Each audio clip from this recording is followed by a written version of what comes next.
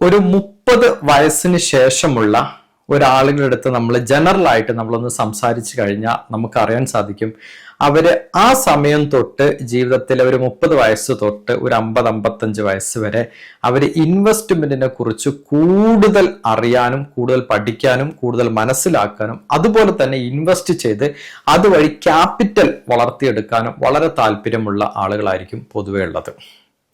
എന്നാൽ ഇൻവെസ്റ്റ്മെന്റ് നമ്മൾ തുടങ്ങുന്നതിന് മുന്നേ തീർച്ചയായിട്ടും നമ്മൾ ചെയ്തിരിക്കേണ്ട ഫണ്ടമെന്റൽ ആയിട്ടുള്ള കുറെ കാര്യങ്ങളുണ്ട്. ഇത് നിർബന്ധമായിട്ടും നമ്മുടെ ഇൻവെസ്റ്റ്മെന്റ് ജേണിയെ വളരെ നന്നായിട്ട് സഹായിക്കും. ഞാനൊരു സിമ്പിൾ എക്സാമ്പിൾ ആയിട്ട് പറയാം. നമ്മളൊരു വീട് വെക്കുന്നതിന് മുന്നേ ഏറ്റവും നമ്മൾ ഒരു വീടിന്റെ പണി തുടങ്ങുമ്പോൾ നമ്മൾ ആദ്യം ചെയ്യുന്നത് അതിന്റെ ഫൗണ്ടേഷൻ, അതിന്റെ തറയുടെ പണിയാണ്. ആ തറ വളരെ ബലത്തില് വളരെ നന്നായിട്ട് മികവുറ്റ രീതിയിൽ ചെയ്താൽ മാത്രമാണ് അതിന്റെ മുകളിലുള്ള കൺസ്ട്രക്ഷൻസ് വളരെ സ്ട്രോങ് ആയിട്ട്, അതായത് ഇതിനെ ബേസ് ചെയ്തിട്ടാണ് നിൽക്കുന്നത്.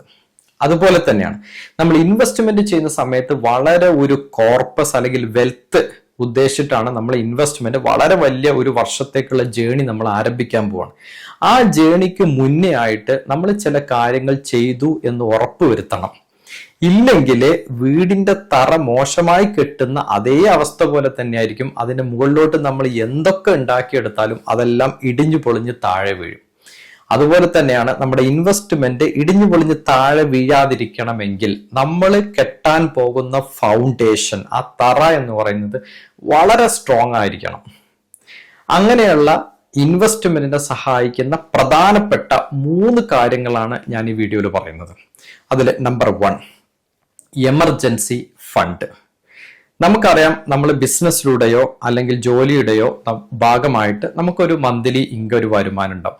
ആ വരുമാനത്തിൽ നിന്ന് ഒരു നിശ്ചിത തുക നമുക്ക് ചെലവായി പോകുന്നുണ്ടാവും. ഒരു എക്സാമ്പിൾ സഹിതം പറയാം.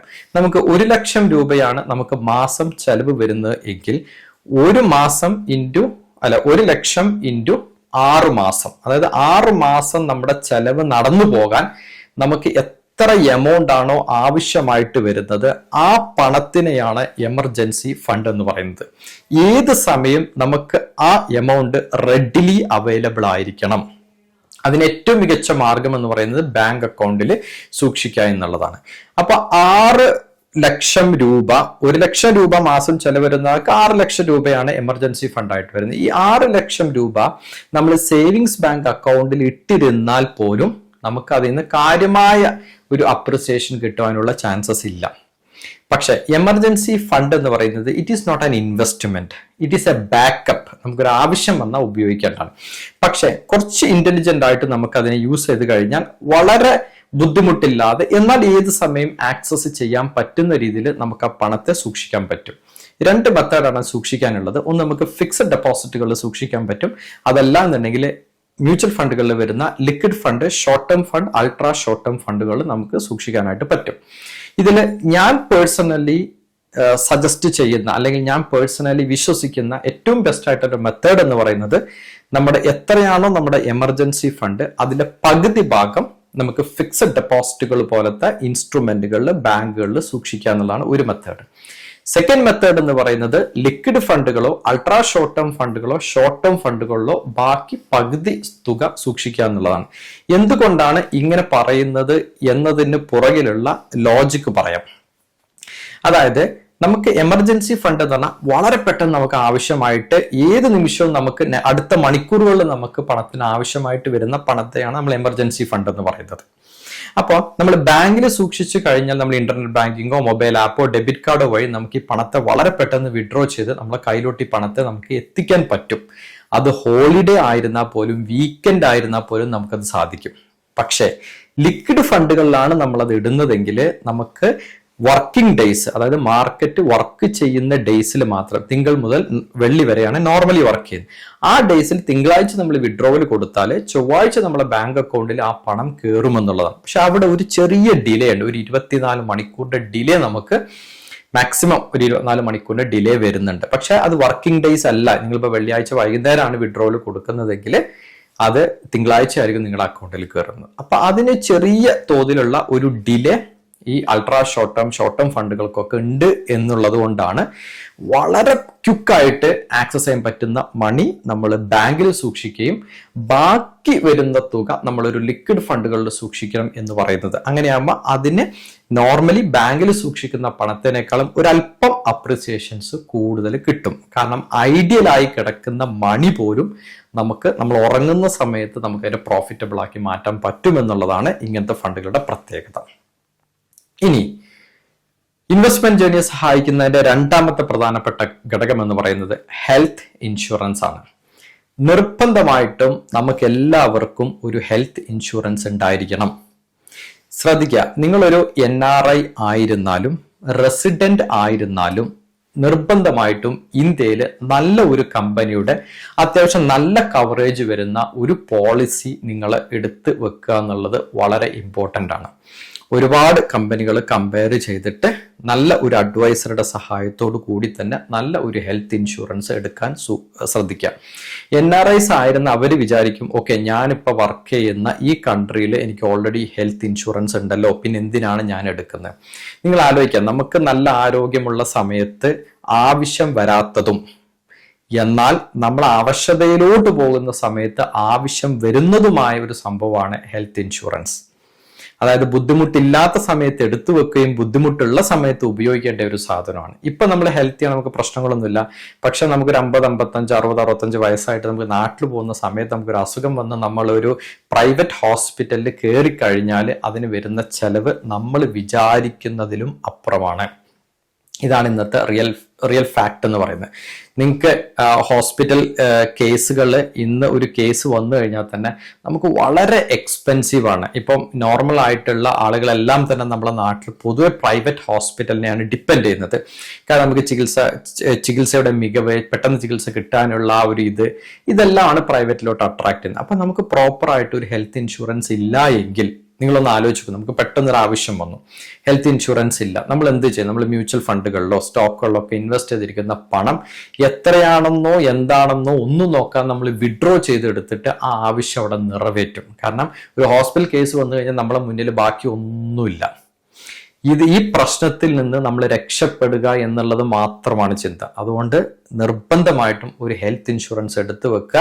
നമുക്കൊരു ആവശ്യം വരുന്ന സമയത്ത് നമുക്കത് ഉപയോഗിക്കാനുള്ള ഒരു സംഭവമാണ് ഹെൽത്ത് ഇൻഷുറൻസ് എന്ന് പറയുന്നത്.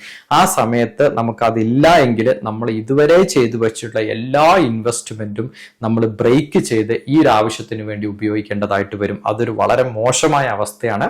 അതുകൊണ്ട് അത് പോകാതെ നല്ല ഒരു ബാക്കപ്പ് ഉള്ള ഒരു ഹെൽത്ത് ഇൻഷുറൻസ് എടുത്തു വെക്കുക. നിങ്ങളൊരു ഇൻഡിവിജ്വൽ ആണെങ്കിൽ, ഞാൻ എൻ്റെ പേഴ്സണലായിട്ട് എനിക്ക് തോന്നുന്ന എൻ്റെ ഒരു ഫീഡ്ബാക്ക് പറയാം, ഒരു 10 ലക്ഷത്തിന്റെ കവറേജ് എങ്കിലും എടുത്തു വെക്കുക. നിങ്ങളൊരു ഫാമിലി ആയിട്ടാണ് ജീവിക്കുന്നതെങ്കിൽ, 4 പേരോ 3 പേരോ അടങ്ങുന്ന ഒരു കുടുംബമാണ് നിങ്ങളെങ്കിൽ, ഒരു 25 ലക്ഷം രൂപയുടെ പോളിസികൾ എടുത്തു വെക്കുക. നല്ല ഇൻഷുറൻസ് കമ്പനിയുമായിട്ട് നല്ലൊരു അഡ്വൈസറുടെ സഹായത്തോടെ അതിൻ്റെ ഗുണങ്ങളും ദോഷങ്ങളും കൃത്യമായി മനസ്സിലാക്കിക്കൊണ്ട് എടുക്കുക. എപ്പോഴും ഇൻഷുറൻസ് പോളിസികൾ വളരെ വലിയ ഡോക്യുമെന്റേഷൻ ആയിരിക്കും. നമ്മളിതൊന്നും ഫുള്ള് വായിക്കാതെയാണ് പോയെടുക്കുന്നത്. അറ്റ്ലീസ്റ്റ് ഹെൽത്ത് ഇൻഷുറൻസ് എടുക്കാൻ വേണ്ടിയിട്ട് നിങ്ങൾ 1, 2, 3 ഇനി ഇല്ലെങ്കിൽ ഒരു മാസമെങ്കിലും സമയം എടുത്തിട്ട് അതിനെക്കുറിച്ച് പഠിച്ച് മനസ്സിലാക്കിയിട്ട് മികച്ചൊരു ഹെൽത്ത് ഇൻഷുറൻസ് അഡ്വൈസറുടെ സഹായത്തോടെ എടുക്കുക. അങ്ങനെ എടുത്തു കഴിഞ്ഞാൽ നിങ്ങൾക്ക് എന്തെങ്കിലും നാളെ ഒരു ആവശ്യം വന്നു കഴിഞ്ഞാൽ അദ്ദേഹത്തോടൊപ്പം ചോദിച്ച് ആ പ്രശ്നത്തെ സോൾവ് ചെയ്യാൻ പറ്റും എന്നുള്ളതാണ് ഏറ്റവും important. Service is very very important in this case. അടുത്തത് ഇൻവെസ്റ്റ്മെന്റ് സഹായിക്കുന്ന മൂന്നാമത്തെ ഫാക്ടർ എന്ന് പറയുന്നത് ടേം ഇൻഷുറൻസ് ആണ്. ടേം ഇൻഷുറൻസ് എല്ലാവർക്കും നിർബന്ധമാണെന്ന് പറയുന്നില്ല, എന്നാലും ഒരു പരിധിവരെ ഇതും എടുത്തു വെക്കുന്നത് വളരെ നല്ലതാണ് എന്നാണ് എൻ്റെ അഭിപ്രായം.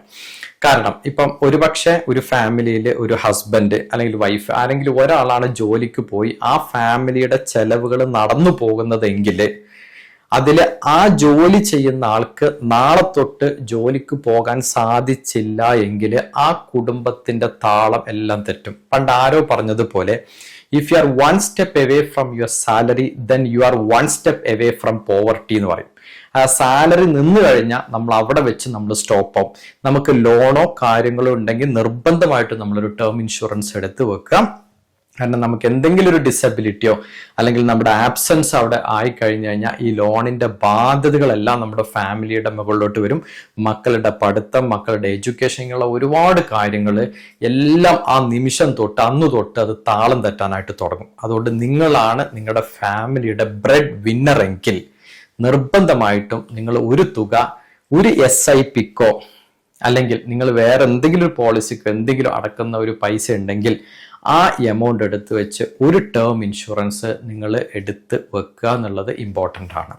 ഓക്കെ, ടേം ഇൻഷുറൻസിന് പല പല ലെവലുകളും പല പല പാക്കേജുകളുണ്ട്. അതിനെക്കുറിച്ച് ഞാൻ സംസാരിക്കുന്നില്ല. കാരണം ഇതിൻ്റെ ആവശ്യകത നിങ്ങളെ മനസ്സിലാക്കിപ്പിക്കുക എന്നുള്ളതാണ് ഉദ്ദേശം. അത് നിങ്ങൾക്ക് തീർച്ചയായിട്ടും നല്ല അഡ്വൈസറുടെ സഹായത്തോടെ നല്ല ഒരു ടേം ഇൻഷുറൻസ് എടുത്തു വെക്കാൻ സാധിക്കുന്നതാണ്. സോ ഈ 3 കാര്യങ്ങൾ നിർബന്ധമായിട്ടും നമ്മുടെ ഇൻവെസ്റ്റ്മെന്റ് ജേണിയുടെ 3 പില്ലറുകളാണ്. ഇൻവെസ്റ്റ്മെന്റ് ജേണിയിലുള്ള ഈ 3 പില്ലേഴ്സ് വളരെ ഇമ്പോർട്ടൻ്റ് ആണ്. Health insurance, term insurance, emergency fund.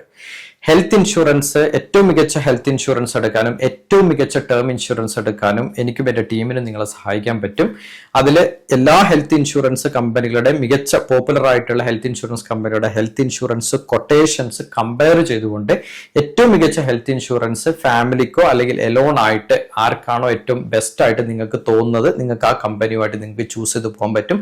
ഒരു കമ്പാരറ്റീവ് ആയിട്ടുള്ള ഒരു കൊട്ടേഷൻസ് നമുക്ക് പ്രൊവൈഡ് ചെയ്യാൻ പറ്റും. അതേപോലെ തന്നെയാണ് ടേം ഇൻഷുറൻസിന്റെ കേസസിലും.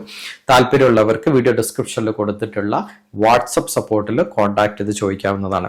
അതുപോലെ തന്നെ മ്യൂച്വൽ ഫണ്ടുകളിൽ ഇൻവെസ്റ്റ് ചെയ്യുവാനുള്ള ലിങ്ക്, ഡിമാറ്റ് അക്കൗണ്ട് ഓപ്പൺ ചെയ്യുവാനും സ്റ്റോക്സിലും ETFസിലും ഒക്കെ ഇൻവെസ്റ്റ് ചെയ്യുന്ന ഡിമാറ്റ് അക്കൗണ്ട് ഓപ്പൺ ചെയ്യാനുള്ള ലിങ്കും വീഡിയോ ഡിസ്ക്രിപ്ഷനിൽ കൊടുത്തിട്ടുണ്ട്. സോ ഈ വീഡിയോ കണ്ടതിൽ നിന്ന് വളരെ ഇൻഫോർമേറ്റീവ് ആയിട്ടുള്ള കുറച്ച് കാര്യങ്ങൾ നിങ്ങളുടെ മനസ്സിലോട്ട് ഒരു ചിന്ത ഉണ്ടാക്കാൻ സഹായിച്ചു എന്ന് ഞാൻ പ്രതീക്ഷിക്കുന്നു. നിങ്ങൾക്ക് വീഡിയോ ഇഷ്ടപ്പെട്ടെങ്കിൽ ലൈക്ക് ചെയ്യുക. അതേപോലെ തന്നെ ഈ ചാനൽ ഇതുവരേക്കും സബ്സ്ക്രൈബ് ചെയ്തില്ലെങ്കിൽ സബ്സ്ക്രൈബ് ചെയ്ത് നോട്ടിഫിക്കേഷൻ എനേബിൾ ചെയ്താൽ ഞാൻ ഇനി അപ്ലോഡ് ചെയ്യുന്ന എല്ലാ വീഡിയോസും നിങ്ങൾക്ക് നോട്ടിഫിക്കേഷൻ ആയിട്ട് വരും. നമുക്ക് അടുത്ത ഒരു വീഡിയോയിൽ മറ്റൊരു ടോപ്പിക്കുമായിട്ട് കാണാം.